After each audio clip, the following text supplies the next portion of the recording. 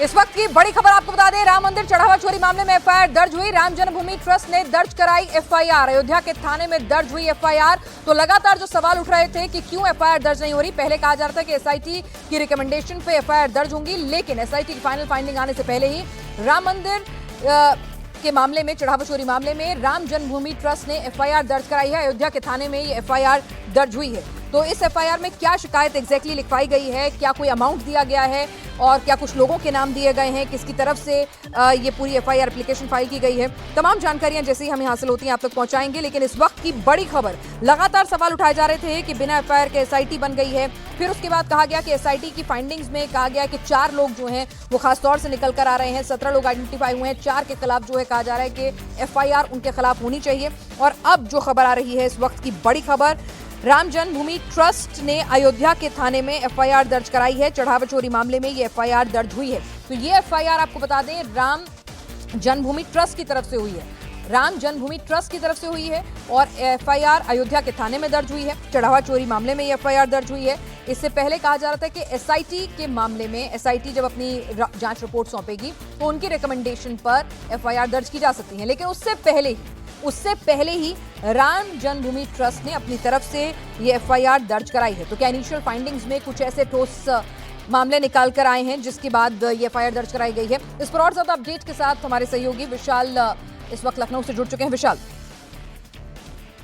फिनाज, अब से कुछ देर पहले जो जानकारी मिली है उसके मुताबिक ये बड़ी खबर इंडिया टीवी अपने दर्शकों को सबसे पहले दे रहा है कि राम जन्मभूमि ट्रस्ट की तरफ से जो आवेदन दिया गया है उसके बाद ये एफआईआर दर्ज करवाई गई है अयोध्या के थाने में। और सबसे इम्पोर्टेंट बात यह है कि लगातार ये बात कही जा रही थी कि इस पूरे मामले में ट्रस्ट की तरफ से जो एफआईआर की प्रक्रिया है वो क्यों नहीं की गई है। तो कम से कम जो एसआईटी की जांच हो रही थी, इनिशियल रिपोर्ट सबमिट कर दी गई थी अपर मुख्य सचिव गृह संजय प्रसाद को। और चूंकि संजय प्रसाद वो अधिकारी हैं जो दरअसल उत्तर प्रदेश की जो कानून व्यवस्था होती है वो आईएएस के तौर पर पूरे प्रदेश में देखते हैं। और उसके बाद जब ये इनिशियल फाइंडिंग्स मुख्यमंत्री योगी आदित्यनाथ के पास पहुंची है, मुख्यमंत्री कार्यालय से इसको लेकर के हरी झंडी दी गई है। और उसके बाद राम मंदिर ट्रस्ट ने जो लगातार सवाल उठ रहे थे कि राम मंदिर ट्रस्ट ने इस मामले में एफआईआर दर्ज क्यों नहीं कराई, तो अब उसका जवाब मिल गया है। राम मंदिर ट्रस्ट की तरफ से एफआईआर बाकायदा दर्ज कराई है। और सबसे इंपॉर्टेंट बात यह है कि कुछ लोगों का उसमें जिक्र भी किया गया है कि इन लोगों के ऊपर हमको शक है, क्योंकि जो ट्रस्ट की तरफ से पहले बात सामने आ रही थी वो ये बात आ रही थी कि जो लोग सीसीटीवी में दिखे हैं चोरी करते हुए, आखिर उनके खिलाफ एफआईआर दर्ज क्यों नहीं कराई गई। तो चूंकि एसआईटी की जांच चल रही थी, किसी भी तरीके से जांच प्रभावित ना हो, और जब इनिशियल रिपोर्ट यानी कि प्रारंभिक रिपोर्ट इस पूरे मामले में सामने आ जाने के बाद से ये बड़ा कदम उठाया है राम मंदिर ट्रस्ट ने। अब अयोध्या की पुलिस के सामने ये बड़ी चुनौती होगी कि न सिर्फ इस ट्रस्ट की जो एफआईआर दर्ज करवाई है इस पूरे मामले की इन्वेस्टिगेशन करे, बल्कि उन कल्प्रिट्स को, उन दोषियों के खिलाफ न सिर्फ एफआईआर दर्ज करने के बाद लीगल एक्शन ले जो दरअसल इस पूरी बड़े चढ़ावा चोरी के प्रति न सिर्फ जिम्मेदार है, बल्कि ऐसे लोगों के खिलाफ और भी कार्रवाई करने की जरूरत है जो दरअसल इस पूरे मामले में न सिर्फ दोषी हैं बल्कि इनिशियल जो सबूत है वो भी उनके खिलाफ मिला हुआ है। जी मैं आपसे ये भी जानना चाहूंगी विशाल कि क्या कुछ नाम, जैसा आपने कहा कि बाकायदा शिकायत में लिखा गया है, तो क्या कुछ नाम, कोई अमाउंट, कोई स्पेसिफिक शिकायत जो है वो दी गई है इस एफआईआर में? कुछ उसकी डिटेलिंग अभी मिल पाई या अभी बहुत जल्द है? फिलहाल बिल्कुल आपने सही सवाल किया है कि इसमें जो लोग हैं जिनके खिलाफ ये शिकायत दी गई है उसको लेकर के जो हमारे पास जानकारी है वो फिलहाल उसमें अनुकल्प मिश्रा का नाम बताया जा रहा है, उसमें दूसरा नाम बताया जा रहा है वो संकल्प का बताया जा रहा है, और इसके अलावा लवकुश मिश्रा का नाम भी सामने आ रहा है। हालांकि एफआईआर की कॉपी अभी तक सामने नहीं आ पाई है, लेकिन जो एफआईआर है उसमें लवकुश मिश्रा जिसके घर में 10 लाख रुपए की बरामदगी हुई थी और पूरी ये बरामदगी बाकायदा की गई थी, और ट्रस्ट के लोग भी मौके पर गए थे, अयोध्या पुलिस के लोग मौके पर गए थे, एसओजी के जो ग्रुप्स हैं वो मौके पर गए थे। तो फिलहाल उनकी तरफ से ये जो एफआईआर दर्ज कराई गई है उसमें लवकुश मिश्रा और उसके जो जीजा रिश्ते में लगता है अनुकल्प मिश्रा, उसका नाम बताया जा रहा है। तो ये अपने आप में बहुत बड़ा क्लू है, बहुत बड़ा क्लू लिंक है कि किस तरीके से वहां पर चोरी हो रही थी। और अब इस पूरे मामले में जो एफआईआर दर्ज कराई गई है इसमें इन 2 लोगों का नाम सामने आना अपने आप में कई तरीके के सवाल खड़े करता है, लेकिन इन्वेस्टिगेशन करना और उसको अमली जामा तक पहुंचाना अपने आप में। मैं एक मिनट, लवकुश मिश्रा, उनके जीजा अनुकल्प मिश्रा, और उसके बाद तीसरा नाम आपने कौन सा बताया विशाल? आपको क्या मेरी आवाज जी आ रही है? आपने एक नाम बताया लवकुश मिश्रा जिनके घर से पैसा बरामद हुआ था, उसके बाद उनके जीजा अनुकल्प मिश्रा, तीसरा नाम भी आपने एक लिया था वो मैं सुन नहीं पाई, एक बार दोबारा दोहराएंगे?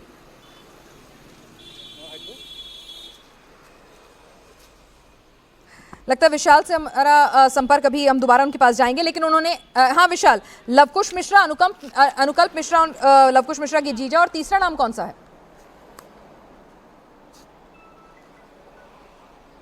देखिए पिनाज, इसमें जो पहला नाम आया है वो लवकुश मिश्रा का नाम सामने आया है। दूसरा नाम जो उसके बहनोई हैं अनुकल्प मिश्रा, उसका नाम सामने आया है, क्योंकि जो 10 लाख रुपए की बरामदगी की गई थी ट्रस्ट की तरफ से, अयोध्या पुलिस की तरफ से, वो लवकुश मिश्रा के घर से की गई थी। और उसके बाद ये जानकारी मिली थी कि संकल्प मिश्रा, जो इसमें लवकुश मिश्रा है, उसका जो बहनोई है अनुकल्प मिश्रा, उसके यहाँ भी काफ़ी ज़्यादा प्रॉपर्टीज़ बनाई गई थी और ब्रेक की गई थी। और उसके बाद इस पूरे मामले में ये भी बात सामने आ रही थी कि अनुकल्प मिश्रा ने कुछ पैसों को अपने दूसरे रिश्तेदारों को दे दिया है। और ऐसे में जो पुलिस के सामने चुनौती थी वो यही थी कि उन दूसरे रिश्तेदारों तक भी पहुंचे।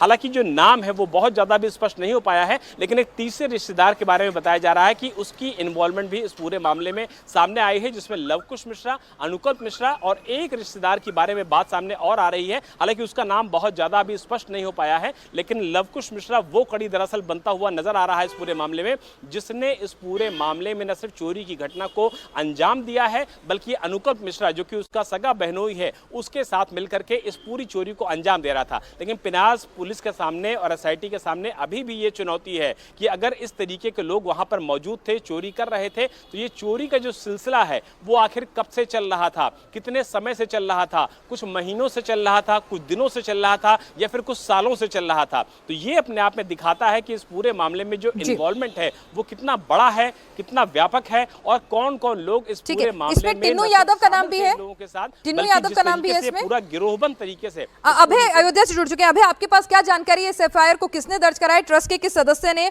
और क्या लवकुश मिश्रा और अनुकल्प मिश्रा का नाम तो हमें विशाल कंफर्म कर रहे हैं, क्या टिन्नू यादव का नाम भी है इसमें? देखिए, लवकुश का नाम इस एफआईआर के अंदर है। टिन्नू के बारे में अभी और ज्यादा जानकारी के लिए हम कोशिश कर रहे हैं, जो यहाँ के एसएसपी हैं उनसे जानकारी जुटा सकें। अभी तक ये जानकारी मिली है कि ट्रस्ट की तरफ से बाकायदा ट्रस्ट के लेटर हेड पर इस शिकायत दी गई और उनकी तहरीर पर ही ये एफआईआर दर्ज की गई है, जिसमें लवकुश को आरोपी बनाया गया है। टिन्नू का नाम उसके अंदर है या नहीं, इसका भी पिनाज थोड़ा इंतजार करना होगा, क्योंकि आज दोपहर को ही ट्रस्ट की तरफ से तहरीर दी गई थी, जिसके बाद ये एफआईआर दर्ज की गई है। एसआईटी ने जो 7 दिन की जांच रिपोर्ट सौंपी थी, उसके बाद अभी तक किसी की तरफ से एक तहरीर जो है वो नहीं दी गई थी अयोध्या थाने के अंदर। और आज जैसे ही ये शिकायत दी है ट्रस्ट की तरफ से, क्योंकि ट्रस्ट के जो सचिव हैं वो चंपत राय हैं, ट्रस्ट की तरफ से एक तहरीर दी गई और फिलहाल एक एफआईआर दर्ज कर दी गई है। ट्रस्ट के अंदर चोरी के जो आरोप हैं कि गबन हुआ, यहां से चोरी हुई, इस तरह की डिटेल्स जो है इस एफआईआर के अंदर है। विशाल के पास एक और अपडेट आया है। विशाल, आपके पास एक और अपडेट है। सीसीटीवी में जो लोग चोरी करते हुए दिख रहे थे, उनके साथ ही और भी नाम हो सकते हैं इस एफआईआर में, जरा उस खबर पर आप ज्यादा जानकारी दें विशाल। पिनाज, जो लगातार हमारी यूपी पुलिस के जो टॉप सोर्सेज हैं उनसे जो बातचीत हो रही है, उनके मुताबिक सूत्रों के अनुसार जो सीसीटीवी में चोरी करते हुए लोग दिख रहे थे, उनके खिलाफ ये एफआईआर हुई है। और इम्पॉर्टेंट जो इन्फॉर्मेशन है वो ये आई है कि लगभग 8 लोगों के खिलाफ नामजद ये एफआईआर कराई गई है, जिनकी जो पहचान है वो ट्रस्ट ने न सिर्फ इस्टेब्लिश की है, बल्कि सीसीटीवी फुटेज में ये सारे आरोपी चोरी करते हुए दिख रहे हैं, मदद करते हुए दिख रहे हैं। और उसके बाद जो सवाल उठ रहा था पिनाज कि जब कोई कर्मचारी चोरी करता है और बाहर निकलता है, तो क्या उसके ऊपर किसी तरीके की निगरानी नहीं रखी जाती है, क्योंकि ट्रस्ट के बड़े इंपॉर्टेंट लोगों के ऊपर ये बड़ी जिम्मेदारी थी कि वो उन लोगों पर निगरानी रखें, नजर रखें जो दरअसल इस पूरी चोरी में इन्वॉल्व थे। तो कुल मिलाकर के 8 से ज्यादा लोगों पर यह एफआईआर हुई है, 8 से ज्यादा लोगों पर एफआईआर हुई है। और ये वो लोग हैं दरअसल जो न सिर्फ जो लोग चोरी करते थे उनकी मदद कर रहे थे, बल्कि उनके इस पूरे क्राइम में पूरी तरीके से शामिल थे। तो बड़ी बात एफआईआर के कंटेंट में यह सामने आई है कि 8 से ज्यादा लोगों के ऊपर एफआईआर हुई है। लवकुश मिश्रा, अनुकल्प मिश्रा, ये 2 ऐसे रिश्तेदार हैं, साले जीजा। एक सेकंड में आपको यहाँ रोकूंगी। आप इस बीच टिन्नू यादव की गिरफ्तारी की भी खबर हमारे पास आ रही है, आप उस खबर पर भी ज्यादा जानकारी जुटाइए विशाल और अभय। इस बीच हम अपने दर्शकों को पूरी खबर एक बार फिर से बता दें कि 8 लोगों पर एफआईआर दर्ज हुई। 8 लोगों के नाम हो सकते हैं, जो अभी शुरुआती जानकारी आ रही है। 8 लोगों पर एफआईआर दर्ज हुई है। एसआईटी की रिकमेंडेशन में भी 17 लोगों को चिन्हित किया गया था, उसमें कहा गया था कि 4 से ज्यादा लोगों पर एफआईआर दर्ज हो सकती है। अभी जो खबर आ रही है उसके मुताबिक 8 लोगों पर एफआईआर दर्ज हुई है। उसमें लवकुश मिश्रा, उनके जीजा अनुकल्प मिश्रा, उनका नाम यहाँ पे सामने आ गया है। टिन्नू यादव के बारे में भी कहा जा रहा है कि उनका भी नाम एफआईआर में है।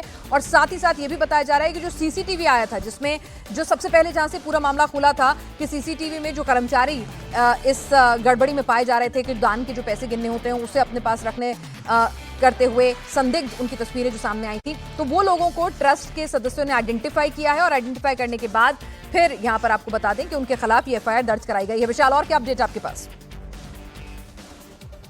विशाल, मैं समझ सकती हूँ ये पूरी डेवलपिंग स्टोरी, आप खबर जानकारी हासिल करें, बताएं जरा क्या अपडेट आया फर्दर।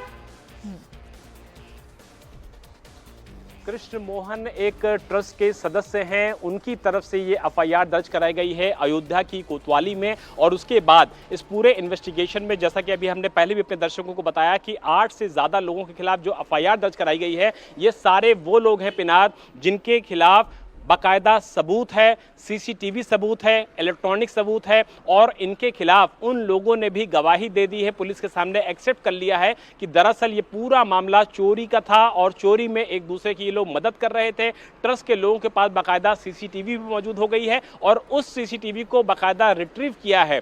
न सिर्फ अयोध्या पुलिस ने बल्कि एसआईटी के पास भी ये सीसीटीवी आ गई है। इसीलिए इस पूरे मामले में लवकुश मिश्रा, अनुकल्प मिश्रा, 2 नाम तो बिल्कुल सामने आ रहे हैं, लेकिन जो बाकी लोग हैं, बाकी लोगों के बारे में भी जानकारी यही सामने आई है कि इस पूरे मामले में, गबन के मामले में, चोरी के मामले में 8 से ज्यादा लोग दोषी हैं। और कृष्ण मोहन की तरफ से जो ट्रस्ट के सदस्य हैं, इस एफआईआर को पंजीकृत कराया गया है। अब अयोध्या पुलिस के सामने चुनौती इस बात की है कि जैसा कि मैंने पहले भी कहा कि समय कितना था, कितने समय से चोरी चल रही थी, दिन से चोरी चल रही थी, महीनों से चोरी चल रही थी, सालों से चोरी चल रही थी। क्योंकि जो हमारे पास जानकारी है पिनाज, उसके मुताबिक जो एक कुंडी होती है, एक पूरा जो लॉकर होता है जिसमें पैसे भरे जाते हैं, पैसे दान के जरिए दिए जाते हैं, उस पूरे मामले में ये बताया जा रहा था कि जब कुंभ का टाइम चल रहा था, महाकुंभ का टाइम चल रहा था, तो एक एक दिन में वो सारे लॉकर्स 3-3 बार, 4-4 बार भर लिए जाते थे। तो ऐसे में सवाल ये उठता है कि अगर ये चोरी का दायरा महाकुंभ तक जाता है तो उसका दायरा वाकई में बहुत बड़ा हो जाएगा, बहुत बड़ी चोरी हो जाएगी। तो ऐसे में एसआईटी और बाकी मुझे आप विशाल दे दीजिए कि ये एफआईआर जो है वो ट्रस्ट ने अपने आप स्वतः संज्ञान लेते हुए कि जो अभी तक प्रारंभिक फाइंडिंग और जो उन्हें समझ में आया उस आधार पर की है, या एसआईटी की जो फाइंडिंग आई उसके बाद उन्हें रिकमेंडेशन दी गई और उसके बाद वो मजबूरन उन्होंने एफआईआर कराई है? इस पर कुछ क्लैरिटी आप दे पाएंगे?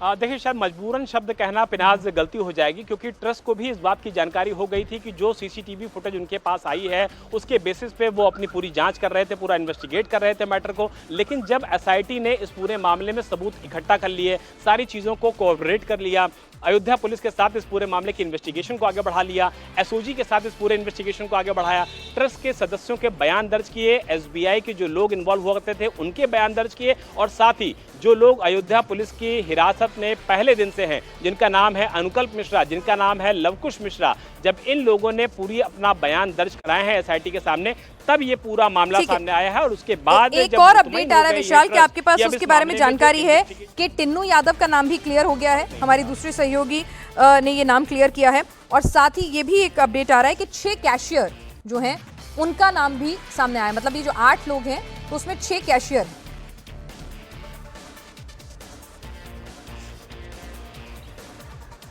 बिल्कुल बिल्कुल पिनाज, जो कैशियर हैं इस पूरे मामले में उनका भी इन्वॉल्वमेंट सामने आया है। यानी कि जो गलती हो रही थी, जो चूक हो रही थी, वो कहीं और से नहीं हो रही थी, बल्कि मंदिर परिसर में ही जो गिनती शुरू होती थी वहीं से ये शुरुआत होती थी। और बैंक पहुंचते पहुंचते रास्ते में ही, और जो पूरा टेन्योर होता है, यानी कि जो कैश होता है वो एक जहां गिना जाता है, कैश को एक जहां इकट्ठा किया जाता है, उसको बैंक के बॉक्सेस में डाला जाता है, सील लगा करके उसको बैंक पे लेके जाया जाता है। ये पूरा जो प्रोसेस था इसको इन्फिल्ट्रेट किया गया था, उसको पूरी तरीके से बाईपास किया गया था। और इसीलिए इस पूरे मामले में 8 लोगों के खिलाफ जो एफआईआर दर्ज हुई है उसमें कैशियर के बारे में भी जानकारी है, उसमें अनुकल्प मिश्रा का भी नाम आ रहा है, उसमें लवकुश मिश्रा का भी नाम सामने आ रहा है, और जो सूत्र हमारे बता रहे हैं उसमें टिन्नू यादव का भी नाम आ रहा है। हालांकि टिन्नू यादव को लेकर के अभी थोड़ा संशय बना हुआ है, लेकिन सूत्र इस बारे में इशारा जरूर कर रहे हैं कि टिन्नू यादव भी इस पूरे मामले में दोषी पाया गया है उसके ऊपर भी कुल मिलाकर के जो गिरफ्तारी की तलवार है वो लटक गई है। क्योंकि अगर चंपत राय का कोई इतना करीबी सहयोगी होता है जो तरीके से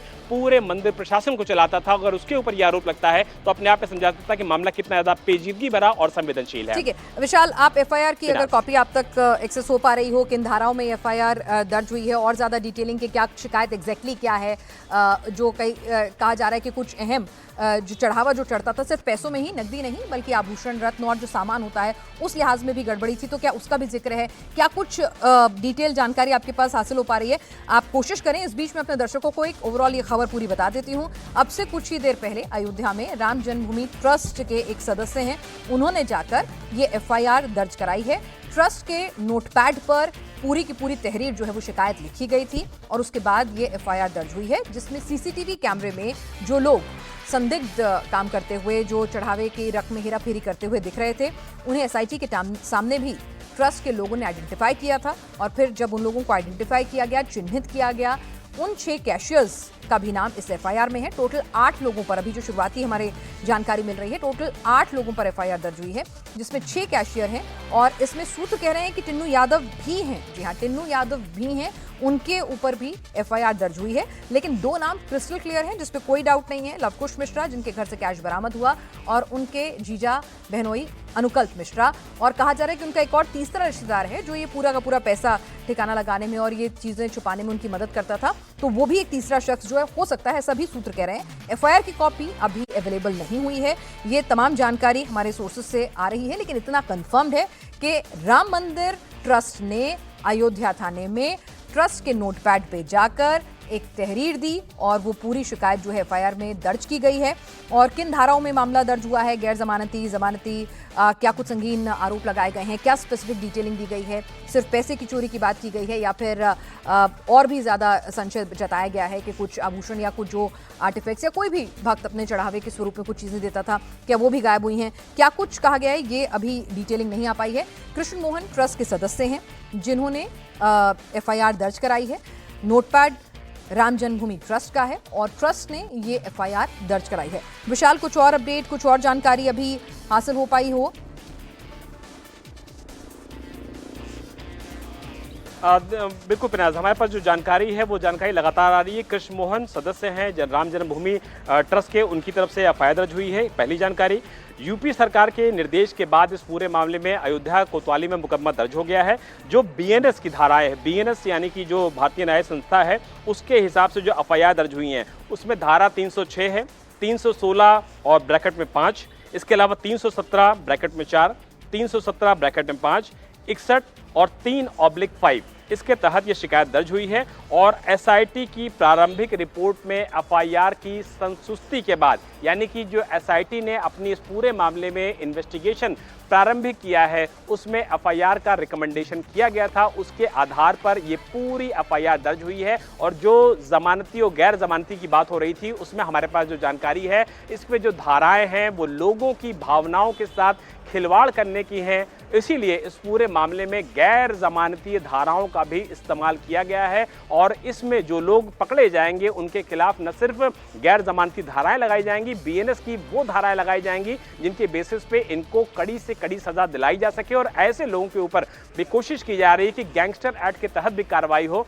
ताकि इन लोगों के खिलाफ जो शिकायत दर्ज कराई गई है उसमें इनको आसानी से बेल ना मिल पाए। तो जो शिकंजा है वो पूरा कसना शुरू हो गया है। जब एसआईटी की प्रारंभिक रिपोर्ट सामने आ गई, सीसीटीवी का मिलान हो गया, जो आरोपी पकड़े गए हैं उनकी गवाही करा ली गई है, उसके बाद एक पूरी तरीके से, एक पूरे एविडेंसेस के साथ इस पूरे मामले में ट्रस्ट की तरफ से एफआईआर दर्ज करा दी गई है। और एफआईआर दर्ज होने के बाद इस पूरे मामले में जो आगे की इन्वेस्टिगेशन है, न सिर्फ वो होगी बल्कि जो लोग इस पूरे मामले में दोषी हैं, कल्प्रिट हैं, क्या इनकी संख्या 8 ही है या इनकी संख्या और भी ज्यादा है, इस पूरे इन्वेस्टिगेशन को करने के लिए न सिर्फ अयोध्या पुलिस इन्वॉल्व होगी, एजेंसीज इन्वॉल्व होगी, एसओजी इन्वॉल्व होगी, इंटेलिजेंस इन्वॉल्व होगी, बल्कि एसआईटी इस पूरे मामले की इन्वेस्टिगेशन को आगे बढ़ाएगी। और जब इस इन्वेस्टिगेशन को वो पूरा कंप्लीट करेगी, तह तक चली जाएगी, उसके बाद मुख्यमंत्री योगी आदित्यनाथ को इस पूरे मामले की जांच सौंपी जाएगी, फाइंडिंग्स बताई जाएंगी, फाइनल रिपोर्ट उनको पेश की जाएगी और ये बताया जाएगा कि क्या क्या तरीके करके इस पूरे मामले में वो भविष्य में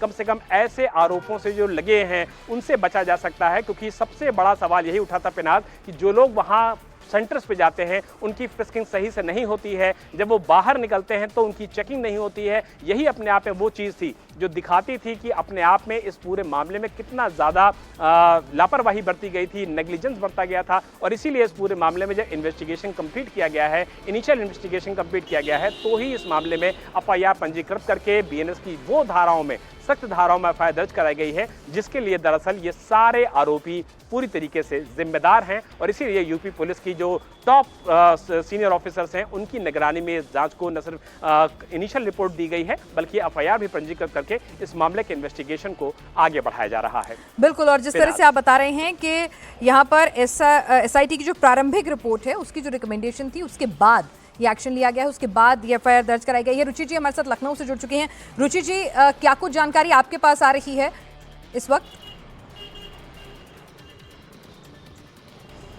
सबसे बड़ी जानकारी तो ये है कि टिन्नू यादव के खिलाफ मुकदमा हो गया है। टिन्नू यादव जो चंपत राय का बेहद नज़दीकी था, टिन्नू यादव जिसके पास मंदिर के जो दान पात्र थे उनकी चाबियां रहती थी, टिन्नू यादव के पास जो काउंटिंग सेंटर है उसका जो लॉकर है उसकी चाबी टिन्नू यादव के पास ही रहती थी। और अघोषित, वहाँ कहते थे कि अघोषित सर्वे सर्वा है मंदिर का, यानी मंदिर में वो कहीं भी आ सकता था, कहीं भी जा सकता था, कोई चेकिंग नहीं होती थी। और जो मंदिर में काउंटिंग के लिए बैंक ने आउटसोर्स के कर्मचारी रखे थे, उसमें से बहुत सारे टिन्नू की सिफारिश पे रखे गए थे। टिन्नू का भतीजा वहाँ काम करता था। और जो बाकी लोगों के भी जो एक आरोप लगा कि लवकुश मिश्रा के घर से पैसा मिला, तो वो भी कहा गया टिन्नू यादव की सिफारिश पर ही सबसे पहले रवि मिश्रा को रखा गया था, फिर रवि मिश्रा के बेटे अनुकल्प को रखा गया था और उसके बाद लवकुश को रखा गया था। तो टिन्नू तो बहुत बड़ा, ये कहा जाता है कि ये जो पूरी गड़बड़ी हुई है उसमें टिन्नू यादव का बहुत बड़ा रोल था। और क्योंकि टिन्नू चंपत राय का नज़दीकी बताया जाता है, तो इसके मायने आप निकाल सकती हैं।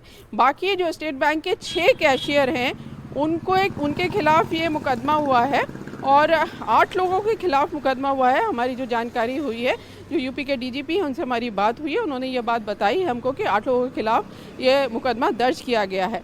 तो एक तरह का जो ये इतने दिनों से आरोप चल रहा था कि जो चढ़ावे में चोरी हो रही है, पहली कार्रवाई आप कह सकती हैं एसआईटी की जो रिपोर्ट, जो प्राथमिक रिपोर्ट थी वो सौंपी गई। उसके बाद वो रिपोर्ट मुख्यमंत्री योगी आदित्यनाथ को दिखाई गई और उसके बाद एक्शन शुरू हो गया है। तो उम्मीद की जानी चाहिए, क्योंकि एसआईटी की जो रिपोर्ट है वो प्रारंभिक है, अभी एसआईटी को बहुत कुछ जांच करना बाकी है और जो जांच एसआईटी करके आई है उससे बहुत सारे निष्कर्ष निकलना भी बाकी है जी। तो और कौन कौन दोषी हैं, और ये हम पहले ही से बता रहे हैं कि किसी को भी क्लीन चिट वहाँ पर नहीं दी गई है। लेकिन अभी की सबसे बड़ी खबर ये है कि टिन्नू यादव पे मुकदमा हो गया है और बाकी एसआईटी की जांच अभी चलेगी। एसआईटी की टीम दोबारा जाएगी अयोध्या और जो अभी तक की जांच है उसके निष्कर्ष निकालेगी। तो आने वाले दिनों में हम देखेंगे कि और भी इसमें कार्रवाई होगी और भी लोगों के खिलाफ मुकदमा दर्ज किया जाएगा। जी बिल्कुल रुचि जी, और इस वक्त की बड़ी खबर अपने दर्शकों को बता दें कि अयोध्या के राम मंदिर में चढ़ावा चोरी मामले में 8 लोगों के खिलाफ एफआईआर दर्ज हुई है। गैर जमानती धाराओं में एफआईआर दर्ज हुई है, जिसमें एसबीआई के कैशियर भी शामिल हैं, टिन्नू यादव भी शामिल है, अनुकल्प मिश्रा भी शामिल है, लवकुश मिश्रा भी शामिल है। कुछ अज्ञात लोगों के खिलाफ भी एफआईआर दर्ज हुई है।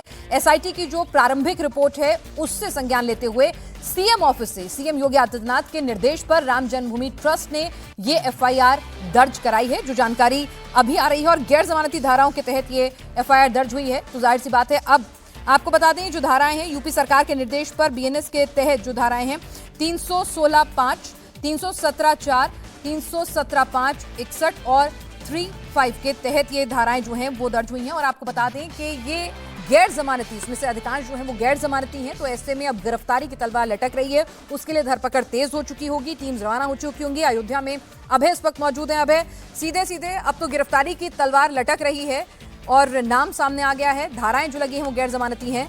क्या कुछ हलचल है अयोध्या में? कहाँ है टिन्नू यादव, कहाँ है लवकुश मिश्रा, कहाँ है अनुकल्प मिश्रा?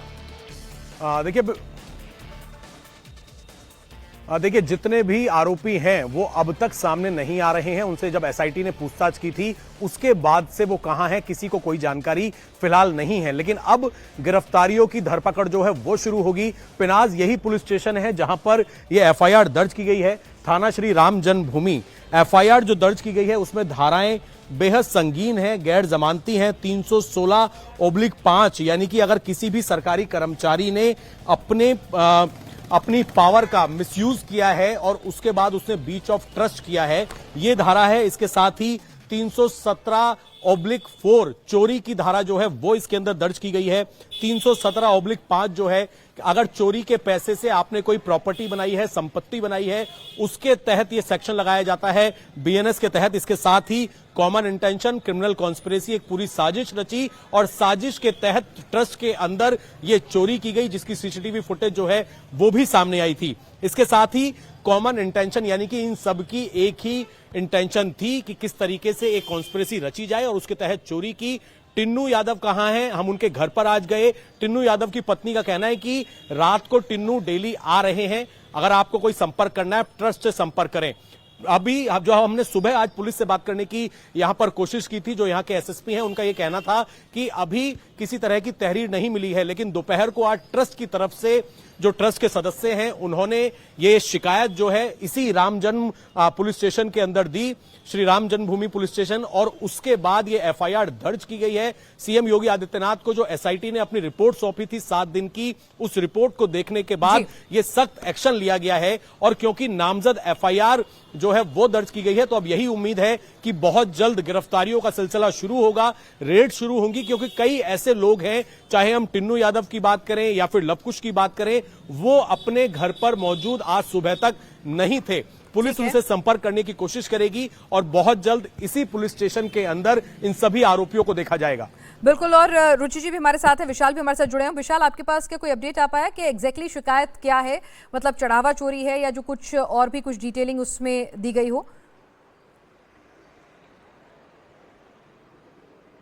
पिनाज, जो हमारी सीनियर ऑफिसर से लगातार बातचीत चल रही है, चूंकि डेवलपिंग स्टोरी है, लगातार हमारी उनसे बातचीत हो रही है, तो उनका यही कहना है कि जो शिकायत हमारे पास आई है ट्रस्ट की तरफ से, उसमें साफ तौर पर इशारा किया गया है कि हमारे पास सबूत हैं, हमारे पास गवाह हैं, हमारे पास एविडेंसेस हैं और हमारे पास रिकॉर्ड्स हैं, जो ये साबित करते हैं कि राम मंदिर परिसर में जब चढ़ावा को गिनती की जाती थी, तो गिनती करने के दौरान ही उस चढ़ावे में से चोरी कर ली जाती थी, उसको पॉकेट से भर के लेके जाया जाता था, पैसों में भर के लेके जाया जाता था, अगल बगल की जो शर्ट्स होती थी उसमें लेके जाया जाता था, और लोग एक दूसरे की मदद कर रहे थे।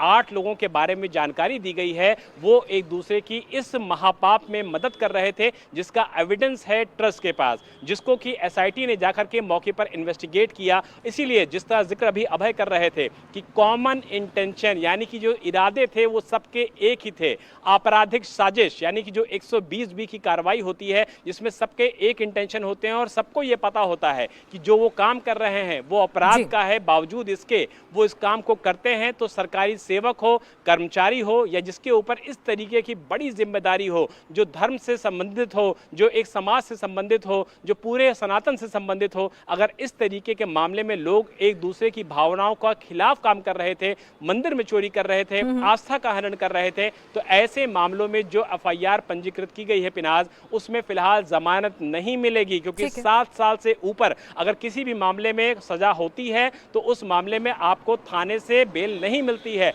आपको जेल जाना होगा, आपने जो पाप किया है उसकी सजा काटनी होगी, और आपके खिलाफ जो सारे मुकदमे हैं, जो सारी धाराएं हैं, जो सारे कॉन्सिक्वेंसेज हैं, जो आपके खिलाफ सबूत है, एविडेंसेज हैं, उन सारों को आपको कोर्ट में फेस करना होगा। और निश्चित तौर पर ये जो मामला है ये सिंपल चोरी का नहीं है, आस्था की चोरी का है, डकैती का है। इसीलिए इस पूरे मामले में मुख्यमंत्री कार्यालय से निर्देश मिलने के बाद न सिर्फ एफआईआर दर्ज हुई है बल्कि कड़ी कार्रवाई भी शुरू हो गई है। बिल्कुल। और रुचि जी, जिस तरह से टिन्नू यादव आपने बताया है, टिन्नू यादव के खिलाफ जो चंपत राय का बेहद करीबी है, तो अब तो एफआईआर भी हो गई है, अब तो मंदिर ने भी मान लिया है कि हाँ, एसआईटी की जो प्रिलिमिनरी रिपोर्ट है उसी के आधार पर एफआईआर दर्ज हुई है कि हाँ चोरी तो हुई है, गड़बड़ी तो है।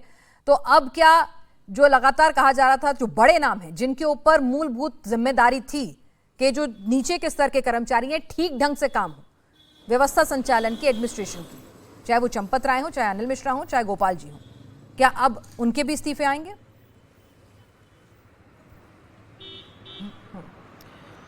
एसआईटी ये कह रही है कि अभी क्योंकि जो रिपोर्ट दी गई है उसमें सिफारिश की गई थी एफआईआर लिखाने की, तो उसके तहत ये एफआईआर हुई है। कुछ नाम उसमें और जोड़े गए हैं जो एसआईटी के सिफारिश के अलग से थे।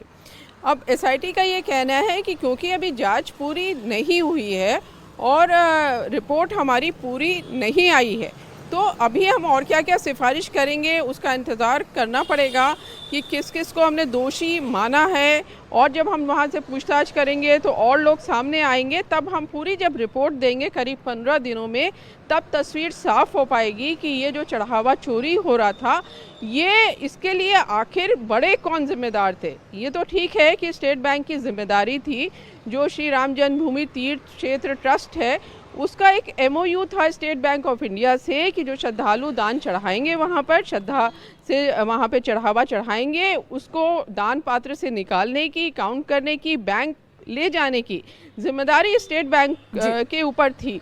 तो जाहिर है जब वहाँ नोट गिने जाते थे तो वो स्टेट बैंक ऑफ इंडिया के लोग गिनते थे, लेकिन जो बड़े लोग थे, जो ट्रस्ट के लोग थे, जिनका काम निगरानी करना था, वो क्या कर रहे थे, ये बड़ा सवाल है। उनको सज़ा मिलेगी कि नहीं, ये मन में ज़रूर सबके सवाल है, लेकिन एसआईटी उनकी नियत पे सवाल भले ही ना हो, लेकिन उनके एग्जीक्यूशन पर, उनकी कार्यप्रणाली पर सवाल निश्चित तौर पर उठ रहे हैं कि आपकी नाक के नीचे ये सब कुछ हो रहा था और पहले आपने स्वतः संज्ञान लेते हुए मामला FIR दर्ज नहीं कराई, पूरी विपक्ष ने मुद्दा उठाया, SIT की फिर जब जांच आई तब जाके ये रिपोर्ट हुई है और FIR दर्ज कराई है कृष्ण मोहन जो हैं, राम जन्मभूमि ट्रस्ट के सदस्य हैं। कृष्ण मोहन जो हैं वो यूपी के हरदोई के रहने वाले हैं।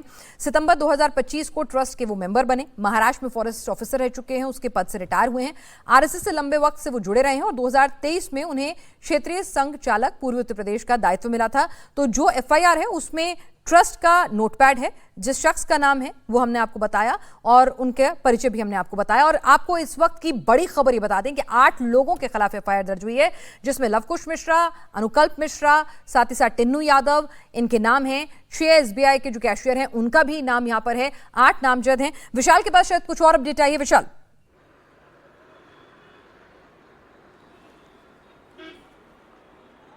पिनाज, लगातार हमारी जो बातचीत चल रही है ऑफिसर से, उनका कहना है कि 3 नाम जो नामजद हमारे पास हैं, जिनकी मंदिर में बहुत ज़्यादा न सिर्फ एंट्री थी बल्कि भरोसा भी था ट्रस्ट के सदस्यों का। टिन्नू यादव का नाम जिसमें नंबर 1 पर है। वजह यह है कि चंपत राय के दाहिना हाथ माना जाता था टिन्नू यादव को। आपको याद होगा पिनाज, जब कभी भी अयोध्या में लोग जाते हैं तो VIP दर्शन करना वो चाहते हैं और VIP दर्शन के नाम पर साफ साफ उसमें लिखा होता है कि ये पूरी तरीके से निःशुल्क है, फ्री है, इसका कोई पैसा नहीं है। लेकिन जो टिन्नू यादव पर आरोप है कि इस VIP पर्चियों के नाम पर भी टिन्नू यादव ने न सिर्फ पैसा वसूल किया है बल्कि जो लोग वहां पर चोरी कर रहे थे उनके ऊपर भी मदद करने का आरोप है। यानी कि टिन्नू यादव के ऊपर तिजोरी की चाबी होती थी, जिम्मेदारी होती थी, उसके बाद सारे व्यवस्थाओं का संचालन होता था और उसके बाद अगर वो आदमी जो चंपत राय का दाहिना हाथ माना जाता था, ट्रस्ट के सदस्यों में सबसे ज़्यादा महत्वपूर्ण माना जाता था ट्रस्ट में ना रहने के बावजूद,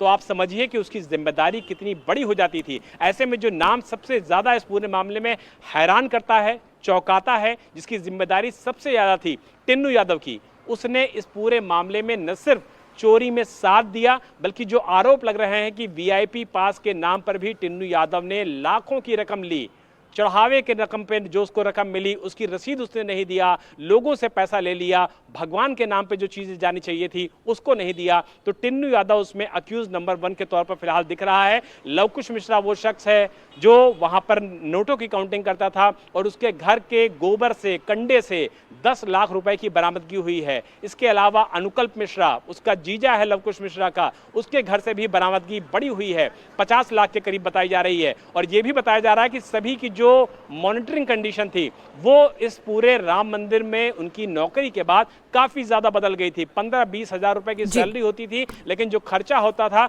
वो महीनों में लाखों का आ गया था। और कैशियर्स के बारे में भी जानकारी दी जा रही है, जो एक सरकारी बैंक है जिसके ऊपर ये जिम्मेदारी होती है कि वो अपने कर्मचारियों के जरिए बाकायदा वहां पर पैसा पहुंचवाएगा, सेफ्टी से पहुंचवाएगा और उसके बाद जमा करवाएगा। यानी कि जो रक्षक हैं अगर वही भक्षक बन जाएंगे, यानी कि जिनको कैश को सही सलामत बैंक तक पहुंचाने की जिम्मेदारी दी गई है। अगर वही चोरी करने पर लग जाएंगे तो पिनाज अंदाजा लगाइए कि जो चोरी का दायरा है, चोरी का जो समय है, इसको निकालना भी बहुत ज़्यादा मुश्किल है, उस तक पहुंचना भी बहुत ज़्यादा मुश्किल है। और उसके वाकई में जो कहते हैं ना कि क्रस्ट पॉइंट तक पहुंचना, वो भी अपने आप में एक चुनौती है अयोध्या पुलिस के लिए, एसआईटी के लिए। लेकिन मुख्यमंत्री योगी आदित्यनाथ ने बिल्कुल साफ कर दिया है कि तह तक जाएंगे, जो भी गुनहगार होगा किसी को नहीं छोड़ेंगे। उन्होंने कहा था मंच से कि 15 दिन का वक्त दीजिए, और आप देखिए कि 15 दिन का वक्त नहीं हो रहा है। ट्रस्ट की तरफ से एफआईआर भी दर्ज करा दी गई है, लोगों की पहचान भी हो गई है, सबूत भी सब कुछ सामने आ गए हैं, और जो लोग अक्यूज नंबर 1, 2, 3 या बाकी सामने आ रहे हैं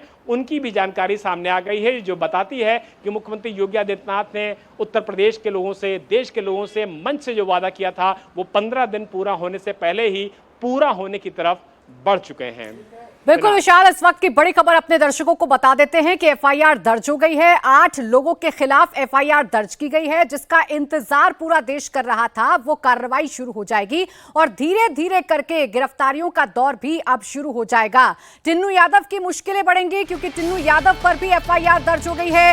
रामशंकर मिश्रा, अविनाश शुक्ला के खिलाफ एफआईआर दर्ज हुई है। मनीष यादव के खिलाफ एफआईआर दर्ज हुई है। टिन्नू यादव के खिलाफ एफआईआर दर्ज हुई है। लवकुश मिश्रा के खिलाफ भी एफआईआर दर्ज हुई है और अनुकल्प मिश्रा के खिलाफ भी एफआईआर दर्ज हुई है। जो 6 कैशियर हैं उन पर एफआईआर दर्ज की गई है। जो एक संदिग्ध वीडियो सामने आया था, उस वीडियो के आधार पर यह एफआईआर दर्ज की गई है। एसआईटी की प्रारंभिक रिपोर्ट में जो फाइंडिंग्स पाई गई, उसकी अनुशंसा के बाद राम जन्मभूमि ट्रस्ट की तरफ से यह एफआईआर दर्ज करवाई गई है, जिसमें 8 लोगों के खिलाफ एफआईआर दर्ज हुई है। अब यह बात तय मानिए कि टिन्नू यादव, जो कि चंपत राय का करीबी रहा है, वो टिन्नू यादव जिसकी भूमिका पर लगातार सवाल खड़े किए जा रहे थे, उस टिन्नू यादव की जल्द ही गिरफ्तारी हो सकती है। इसके साथ ही साथ अनुकल्प मिश्रा का नाम लगातार सामने आ रहा था, तो अनुकल्प मिश्रा की अब कभी भी गिरफ्तारी हो सकती है। लवकुश मिश्रा की अब कभी भी गिरफ्तारी हो सकती है। ये बड़ा एक्शन इस वक्त हुआ है। राम मंदिर में चढ़ावा चोरी पर अब तक का ये सबसे बड़ा एक्शन हुआ है। इस मामले में एफआईआर दर्ज कर ली गई है। एसआईटी की शुरुआती रिपोर्ट के बाद श्री राम जन्मभूमि ट्रस्ट की शिकायत पर एफआईआर दर्ज हुई है। श्री कृष्ण मोहन की शिकायत पर मामला दर्ज हुआ है। इस मामले में 8 से अधिक लोगों पर एफआईआर दर्ज हुई है। 6 कैशियर के खिलाफ भी एफआईआर दर्ज हुई है। सीसीटीवी में चोरी करते दिखे लोग और उनकी मदद करने वाले सभी लोगों के खिलाफ एफआईआर दर्ज हुई है। एफआईआर में सबसे बड़ा नाम टिन्नू यादव उर्फ राम शंकर यादव का है, जो श्री राम जन्मभूमि तीर्थ क्षेत्र ट्रस्ट के महासचिव चंपत राय का राइट हैंड है। टिन्नू यादव के अलावा एफआईआर में जिन आरोपियों के नाम है उनमें लवकुश मिश्रा, अनुकल्प मिश्रा का नाम भी शामिल है। इस मामले में चोरी और धोखाधड़ी की धाराओं में एफआईआर दर्ज हुई है। यूपी सरकार के निर्देश पर राम मंदिर में चढ़ावा चोरी मामले में भारतीय न्याय संहिता की धारा 306, 316(5), 317(4), 317(5) और 61 और 3(5) के तहत केस दर्ज किया गया है। सूत्रों के मुताबिक मंदिर में चढ़ावे और जमा प्रक्रिया की जांच के दौरान वित्तीय अनियमितताओं के संकेत मिलने पर यह कार्रवाई की गई है। जांच के दायरे में सीसीटीवी फुटेज, दस्तावेज और संबंधित कर्मचारियों के बयान भी शामिल हैं। बीएनएस की धारा 316(5) के मुताबिक अगर कोई सरकारी कर्मचारी, और देखिए इस वक्त हमारे साथ प्रमोद कृष्णम जुड़ गए हैं, सीधा उन्हीं के पास चल लेते हैं। प्रमोद कृष्णम जी, इसका इंतजार पूरा देश कर रहा था, पहली कार्रवाई हुई है, अब जल्दी उन किरदारों की गिरफ्तारी होगी जो दोषी हैं राम भक्तों के। और देखिए ये बड़ा जघन्य अपराध हुआ है और भगवान राम के मंदिर से चोरी, भगवान राम के मंदिर में चोरी, ये करोड़ों लोगों की आस्था को ठेस पहुंचाने वाला काम है।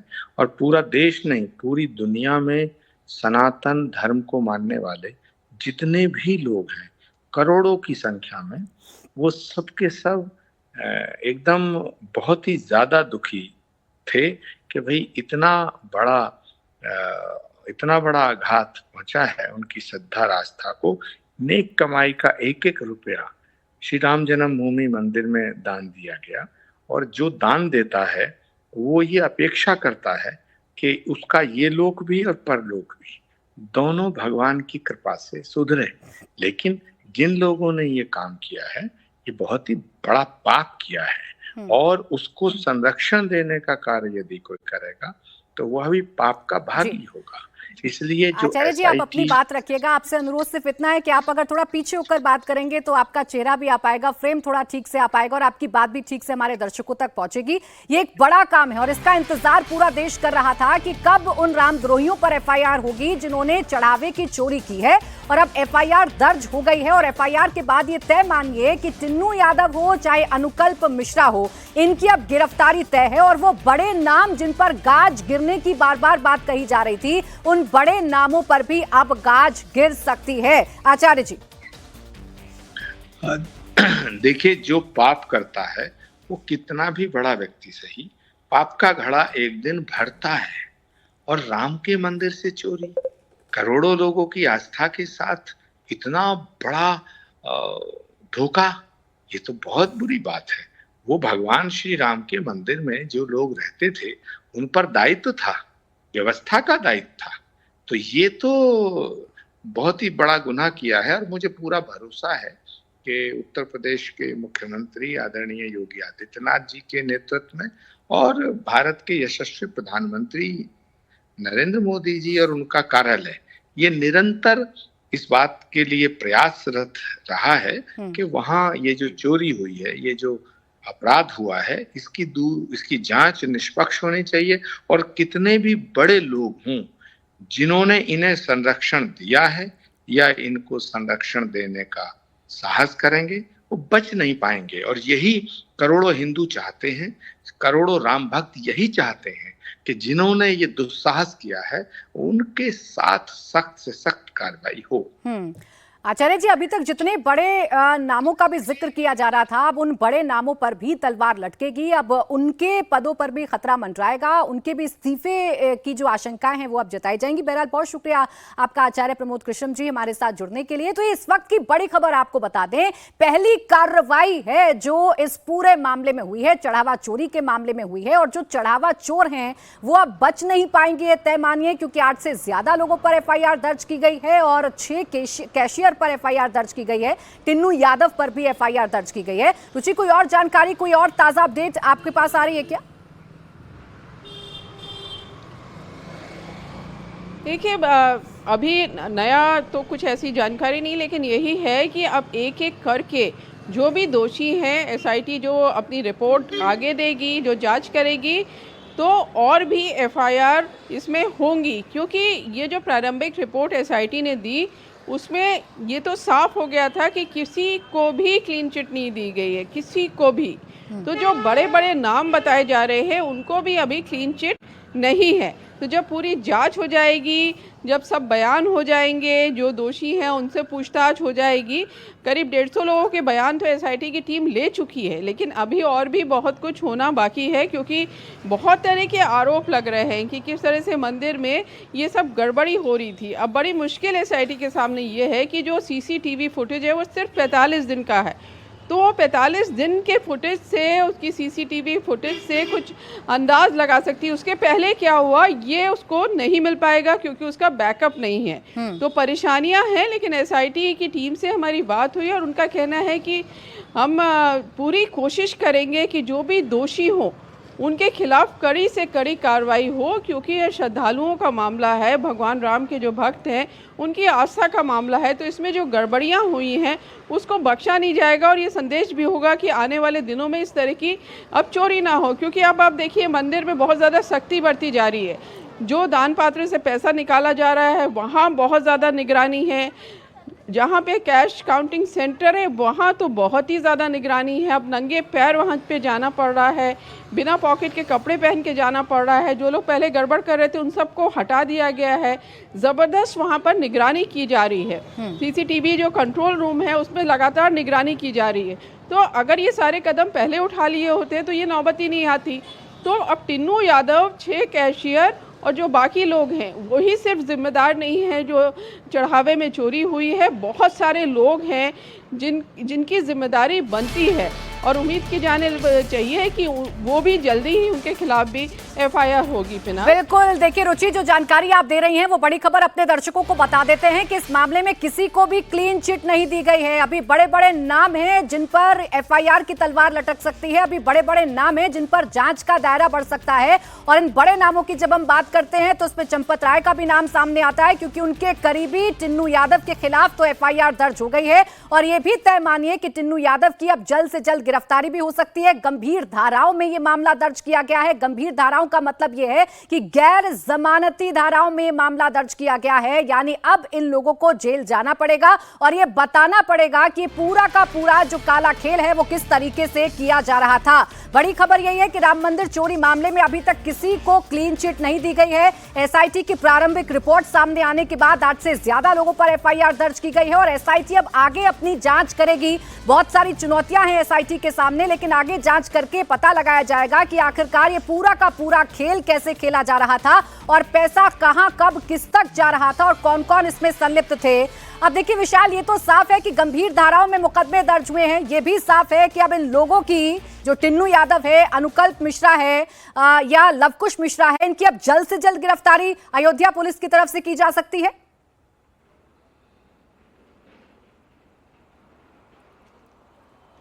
देखिए, इसमें थोड़ी सी अंदर की भी जानकारी मैं प्राची अपने दर्शकों के साथ शेयर करना चाहूँगा कि अनुकल्प मिश्रा के बारे में बताया जा रहा है और लवकुश मिश्रा के बारे में बताया जा रहा है कि ये पुलिस के पास ऑलरेडी आ चुके हैं, यानी कि ये पुलिस की कस्टडी में आ चुके हैं। सिर्फ पुलिस को उनकी फॉर्मल जो अरेस्ट होती है वो डालने की ज़रूरत है, यानी कि FIR दर्ज करते करते अयोध्या पुलिस ने इस मामले में जो होमवर्क किया जाना था वो होमवर्क पूरा कर लिया है और दोनों ही आरोपी जो अनुकल्प मिश्रा और लवकुश मिश्रा एक दूसरे के साले जीजा हैं, करीबी रिश्तेदार हैं, एक दूसरे के साथ चोरी में सहयोग कर रहे थे, राम मंदिर से चढ़ावा चोरी कर रहे थे, ये दोनों के दोनों पुलिस की हिरासत में है। सिर्फ फॉर्मल अरेस्ट डालने की इनकी जरूरत है। लेकिन जो सबसे बड़ा सवाल यहाँ पर उठता है, अनुकल्प मिश्रा और लवकुश मिश्रा को तो कोई इतना ज्यादा जानता नहीं था, वो चोरी के बाद इस पूरे मामले में जो बिल्कुल ये बड़ी खबर बता देते हैं विशाल, जो जानकारी आप अपने दर्शकों को दे रहे थे कि अनुकल्प मिश्रा और लवकुश मिश्रा को पहले ही हिरासत में ले लिया गया है और अब उन्हें गिरफ्तार भी किया जाएगा, फॉर्मली उनको गिरफ्तार किया जाएगा। तो लगातार इस पूरे मामले में छानबीन की जा रही थी, SIT जांच कर रही थी। SIT ने अपनी प्रारंभिक रिपोर्ट जैसे ही सौंपी है वैसे ही एक्शन भी शुरू हो गया है।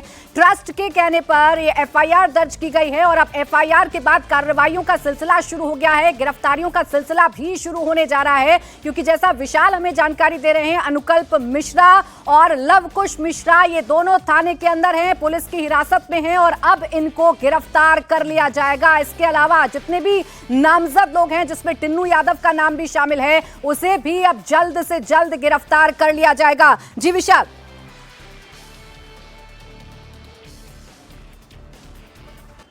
प्राची, जैसा मैंने बताया कि जो दो ये आरोपी हैं, दोनों आरोपियों का नाम तब लोगों को जानकारी में आया जब गलत वजह से इनका नाम सामने आया, जो कि पुलिस की कस्टडी में फिलहाल मौजूद भी हैं। लेकिन सबसे बड़ी बात ये उठती है कि जो SIT ने अब तक की इनिशियल रिपोर्ट बनाई है, जो अपर मुख्य सचिव गृह संजय प्रसाद के पास सौंप भी दी गई है, यानी कि उत्तर प्रदेश शासन को सौंप दी गई है, मुख्यमंत्री कार्यालय को सौंप दी गई है, उसमें इस बात का जिक्र होना कि फिलहाल अभी किसी को हमने क्लीन चिट नहीं दी है, ये दिखाता है कि चंपत राय, अनिल मिश्रा, गोपाल राव, ये तीन ऐसे नाम हैं ट्रस्ट के जो दरअसल पूरे ट्रस्ट का संचालन कर रहे थे, एक तरीके से फेस बने हुए थे ट्रस्ट का अयोध्या में। अगर इनको भी अगर प्रारंभिक रिपोर्ट में क्लीन चिट नहीं मिली है तो निश्चित तौर पर अग्नि परीक्षा से इन तीनों लोगों को भी गुजरना होगा और उसमें चंपत राय के सामने सबसे बड़ी चुनौती होगी। वो महासचिव थे, बड़ी जिम्मेदारी पे थे, सारा संचालन करते थे और अगर उनका दाहिना हाथ कहे जाने वाला टिन्नू यादव इस तरीके से आपराधिक मामलों में लिप्त था, जिसको अक्यूज नंबर 1 अभी तक की FIR के हिसाब से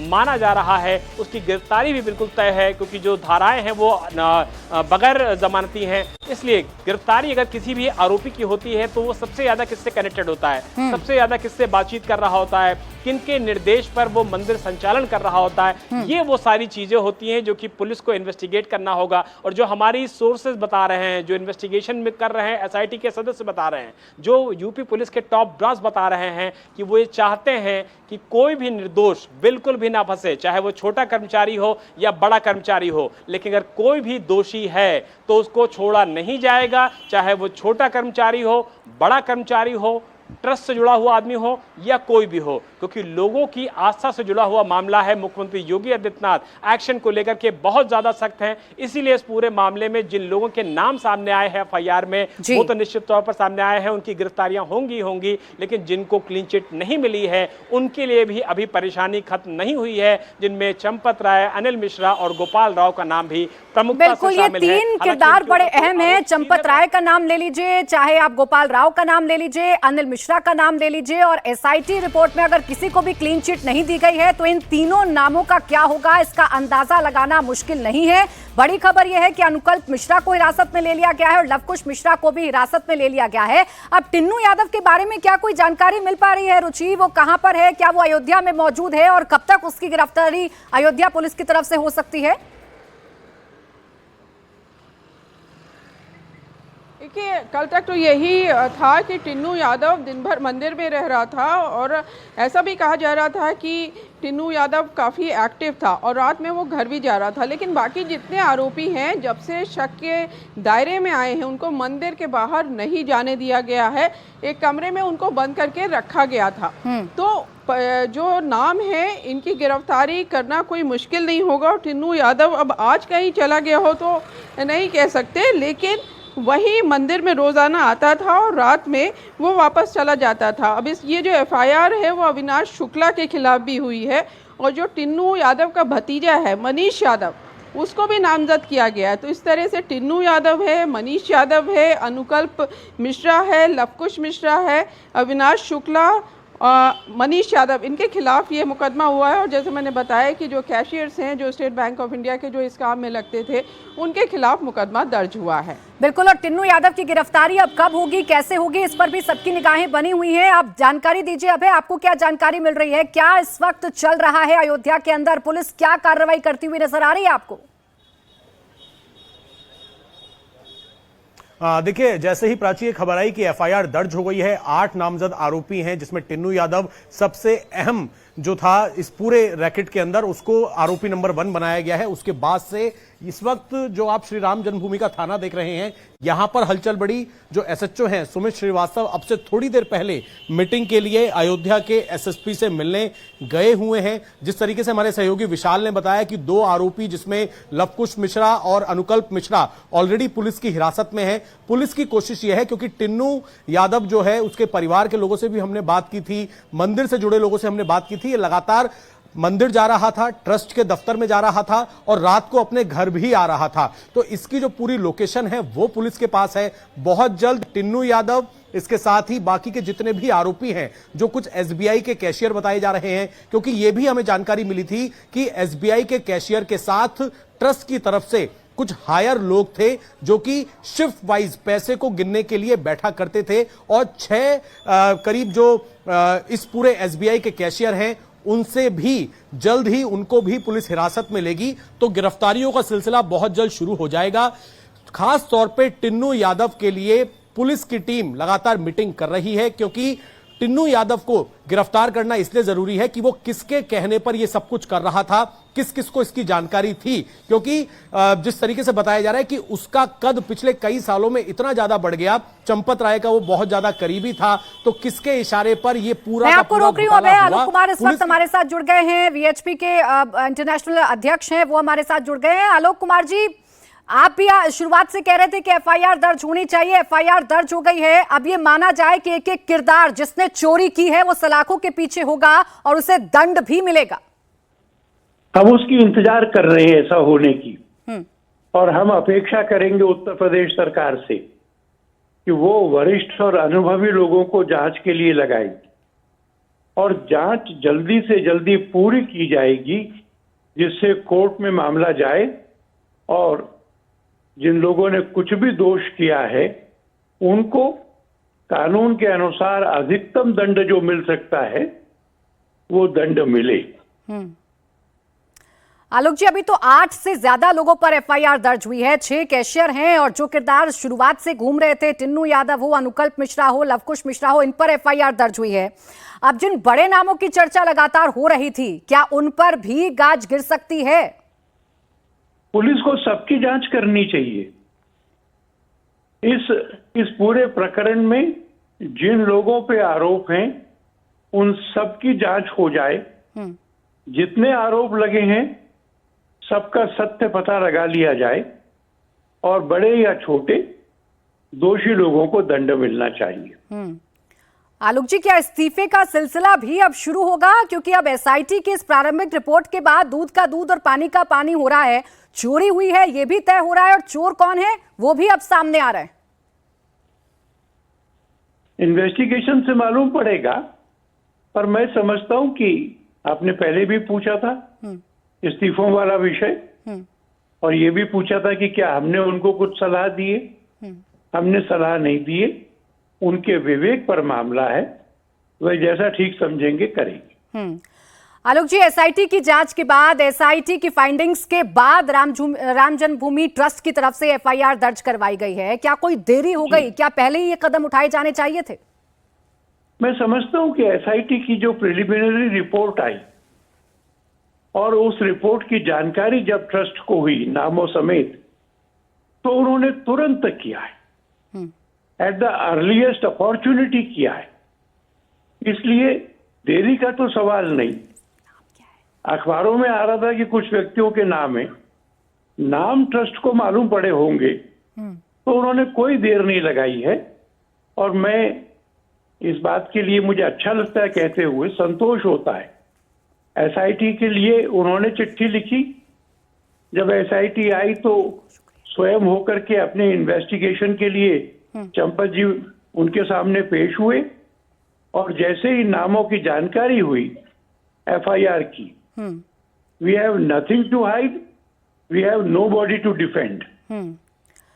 आलोक जी, पूरी जांच होना चाहिए। जी आलोक जी, बार बार यही प्रश्न उठ रहा था कि जिन किरदारों पर शक है या जिन पर आरोप है, जिसमें चंपत राय जी का नाम भी शामिल है, अनिल मिश्रा का नाम भी शामिल है, जिसमें गोपाल राव का भी नाम शामिल है, वो मंदिर में आ जा रहे हैं, मंदिर का कामकाज भी देख रहे हैं, तो सबूतों के साथ छेड़छाड़ हो सकती है, इस केस को हैम्पर किया जा सकता है। ये शक भी मन में लोगों के पैदा हो रहा था, इसीलिए इस्तीफे की मांग लगातार उठाई जा रही थी।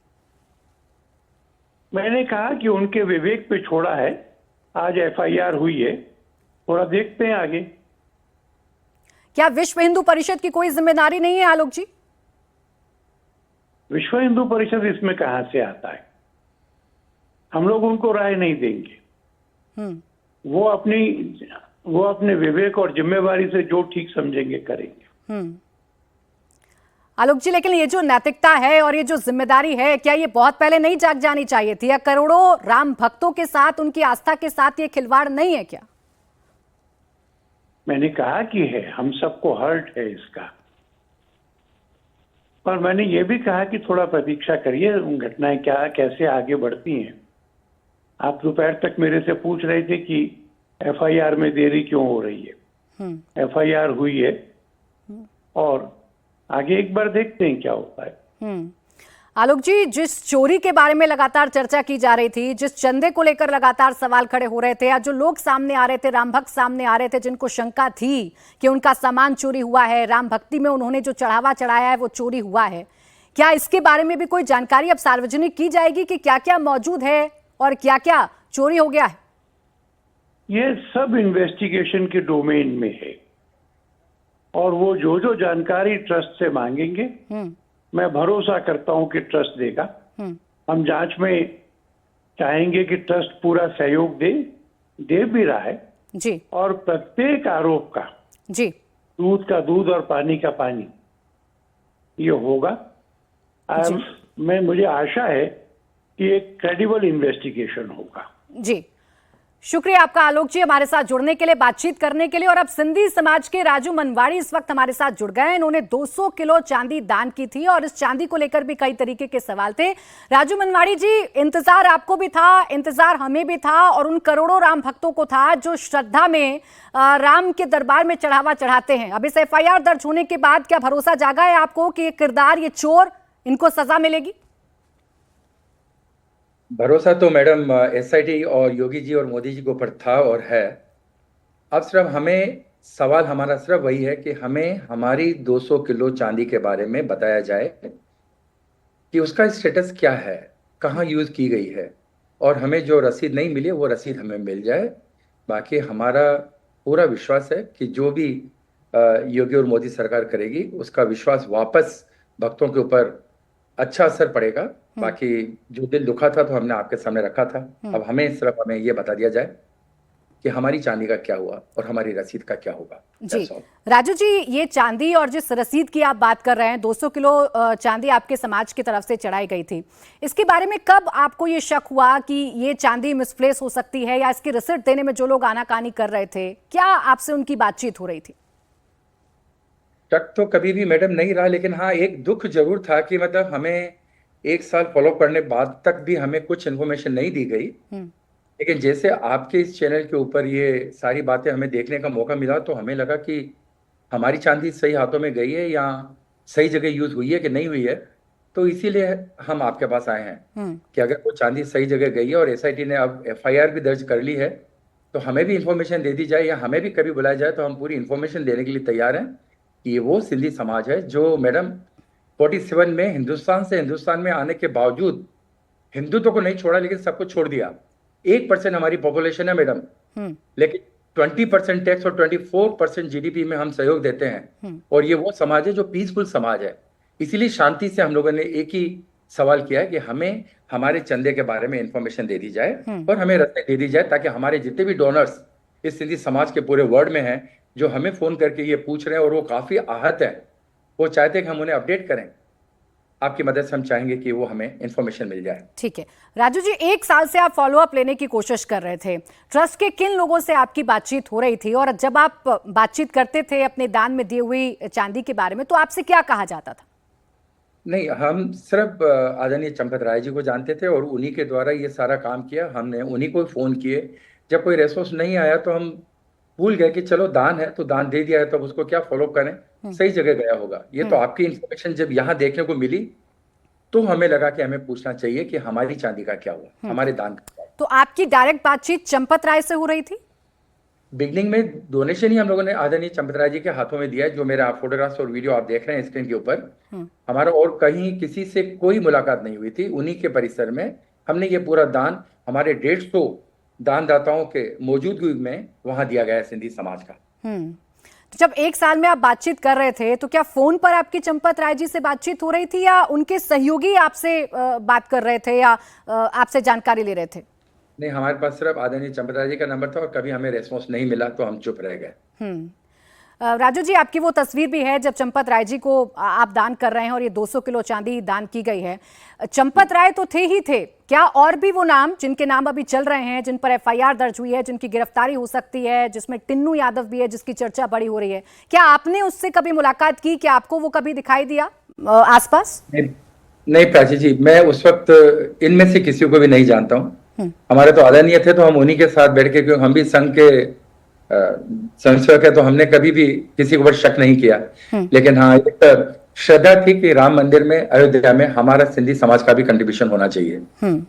शुक्रिया आपका राजू जी, हमारे साथ जुड़ने के लिए और हमसे बातचीत करने के लिए। तो ऐसे राम भक्त जिन्होंने राम के दरबार में चंदा दिया है, चढ़ावा दिया है, जिनके विश्वास पर आघात हो रहा था, अब उनका विश्वास फिर से लौटेगा, और ये विश्वास ऐसे ही लौटेगा क्योंकि एफआईआर भी दर्ज हो गई है, कार्रवाई भी शुरू हो गई है। 2 लोगों को गिरफ्तार करने की जो कार्रवाई है वो चल रही है। हिरासत में अनुकल्प मिश्रा को लिया गया है, लवकुश मिश्रा को लिया गया है, और जल्दी टिन्नू यादव को भी पकड़ लिया जाएगा। जल्दी टिन्नू यादव की भी गिरफ्तारी हो जाएगी। लेकिन रुचि देखिए कितना जरूरी है, वो लोग जिन्होंने चंदा दिया, वो लोग जिन्होंने चढ़ावा दिया और उनको जानकारी नहीं मिल रही थी। अभी जैसे राजू मनवाड़ी कह रहे हैं, सीधा सीधा चंपत राय जी का वो नाम ले रहे हैं कि चंपत राय से हमारी बात हो रही थी, उन्हीं को हमने चांदी दी थी, लेकिन रिसिप्ट हमें नहीं दी जा रही थी। तो ऐसे बड़े किरदार ये भी सामने आएंगे ना अब रुचि?